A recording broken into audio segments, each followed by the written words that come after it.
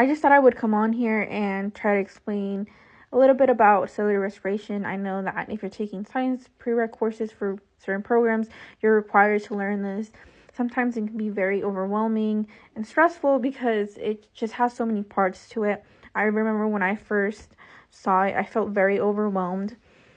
But over time, I have managed to just break it down and kind of really step back and look at it in different ways. I think the main idea when learning cellular respiration is understanding like what's going on in each part and understanding what the components of each part are. And it's just like a puzzle.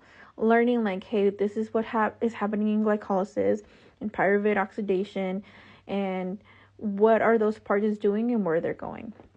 But okay, the main idea of cellular respiration is that it's a process where cells are able to make energy.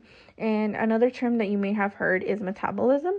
And again, it's just a way for converting food into energy. And this can be done, anaerobically, which means without oxygen, meaning that ATP can still be produced even without oxygen.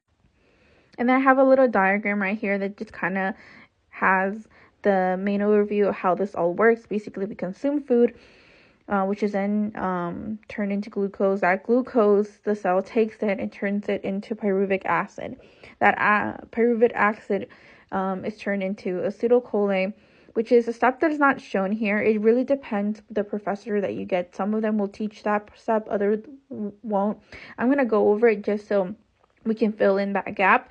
That acetylcholine then goes into the Krebs cycle, and then from the Krebs cycle, we go into the electron transport chain, where the electron carriers such as NADH and FADH, I think, go ahead and drop off all the electrons that we have picked up along the way. And these are just the steps to how this works. Again, in glycolysis, we're just breaking glucose down into pyruvate. And in pyruvate oxidation, it's where the pyruvate molecule is going to be broken further down into acetylcholine. And I wrote here in orange, it just goes from a 3-carbon molecule to a 2-carbon molecule. In the Krebs cycle, the acetylcholine goes in, and it's a cycle where it goes through multiple reactions. And as these reactions are happening, we are losing or gaining electrons. ATP is being produced. NADH and FADH are being turned into NADH and FADH2. And basically, these are our electron carriers. Think about these as like electron Ubers. And then these electron Ubers are then going to go to the electron transport chain, where the electrons are like put through different proteins, and then we start creating a gradient where ATP is produced. If this doesn't make sense, if I'm saying all these words and you're like, I have no idea what you mean, don't worry. I'm working on making a YouTube video where I go a lot slower and like I basically explain all these things in more detail. I go over all the definitions and what everything means, because not everybody is able to understand this the first time, and everybody learns on different paces. So right here I have ATP. This is just the molecule known as adenosine triphosphate, and this is the cell's energy currency. Even though the molecule can look a little bit complicated, don't get overwhelmed. It's just made up of like different parts. Basically what happens for cells to create energy is that this part right here is just broken down. These are all negatively charged, and when this last phosphate is broken off, the energy that is produced is what helps, create energy. So where is glucose found? Well, glucose found is in our bloodstream, or it could also be found in glycogen, which is stored in the liver. And that glucose that goes into the bloodstream comes from the digestive tract. Remember, we get glucose from the food we eat, right? So it makes sense that it's going to be stored in the digestive system. And then from there, that glucose goes to the cytoplasm. And remember how I was talking about if oxygen is present. Well, if oxygen is not present, it's going to turn into lactic acid. If you have heard about that, is It's that acid that can sometimes make your muscles sore. And if we do have O2, then we're just going to go continue on into the Krebs cycle. So again, here's just a breakdown, right? Glucose is being broken down into pyruvate. And this is where you might hear sometimes, what is the net yield of glycolysis? And what they're trying to say there is just basically, so in order to do this process, the body needs to put in 2 ATP cells.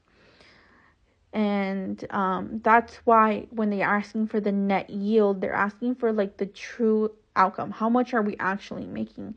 And it's 2. If this again doesn't make sense, I'm planning on making a video that is more clear.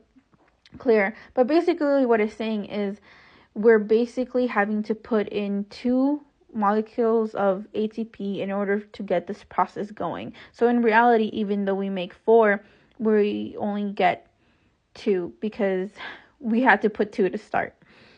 And then from there, the pyruvate is going to go on and become acetylcholine.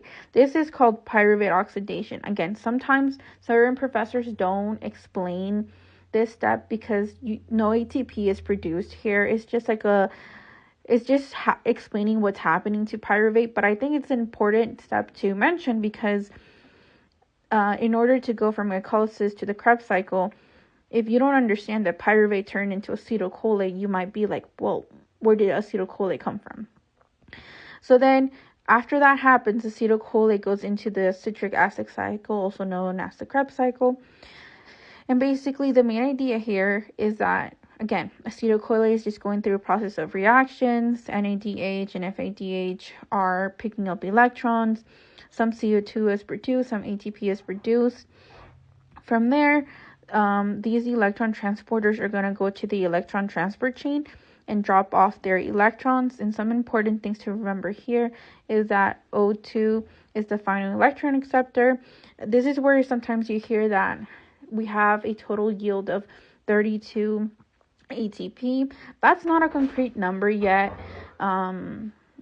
Scientists are still trying to figure out what the actual number is.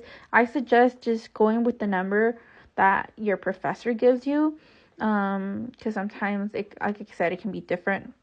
But again, when learning about cellular respiration, I suggest just, again, breaking it down, knowing what happens where, knowing what errors yield how much, and the role of things. So, for example, knowing like what happens in the Krebs cycle, what happened to acetylcholine, like how much CO2 was produced, how much how many of these molecules of electron acceptors do we have in glycolysis? What did one molecule of glucose end up breaking to? Well, it broke into 2 pyruvate. What happened to that pyruvate? Well, from that pyruvate then turned into acetylcholine. Well, if we had 2 pyruvates, that means that we must have 2 acetylcholates, right? So what does that mean? That means that this cycle happened twice. So just being able to go through the process and understanding what's happening where. Again, if you feel like I went a little bit too fast, I apologize, but I am planning on making a video where I go in a lot slower, and I'm planning on making my notes PDF so you guys can download it. And if you guys have any questions, let me know. Leave it down in the comments, and I'll try to answer them, okay? Good luck, guys.